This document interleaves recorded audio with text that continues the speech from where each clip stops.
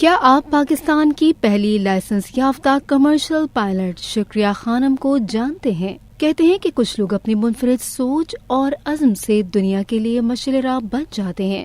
شکریہ خانم کا شمار بھی انہی شخصیات میں ہوتا ہے۔ شکریہ خانم کا اصل نام شکریہ نیاز علی تھا اور وہ 1935 میں کراچی میں پیدا ہوئی۔ گریجویشن کرنے کے بعد انہوں نے لاہور فلائنگ اکیڈمی سے جہاز اڑانے کی تربیت حاصل کی۔ یہ 12 جولائی 1959 کی بات ہے جب لیفٹیننٹ جنرل بختیار رانا نے والٹن روڈ کے ایئرپورٹ روڈ پر انہیں کمرشل پائلٹ کا لائسنس عطا کیا۔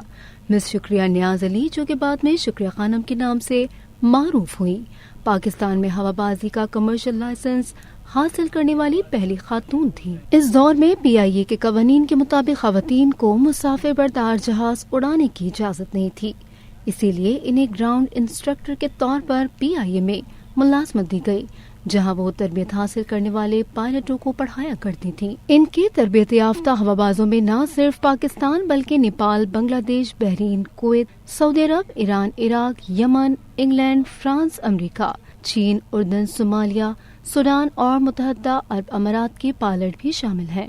PIA کی یہ پالیسیاں اگلی 2 دہائیوں تک جاری رہیں، تاہم 1990 میں ملیحہ سمیع اور عائشہ رابعہ نوید نے PIA میں بطور پائلٹ شمولیت اختیار کی اور یوں پاکستان میں بھی خواتین کے لیے راہ ہموار ہو گئی۔ شکریہ خانم معروف ٹی وی اینکر ڈاکٹر شاہد مسعود کی خالہ تھیں۔ شکریہ خانم کراچی میں واقع اپنے گھر میں تنہا رہتی تھیں۔ انہیں جگر کا کینسر لاحق تھا اور ان کو علاج کے لیے لاہور لے جایا گیا۔ اسی دوران 13 مئی 2017 کو لاہور میں ان کا انتقال ہو گیا۔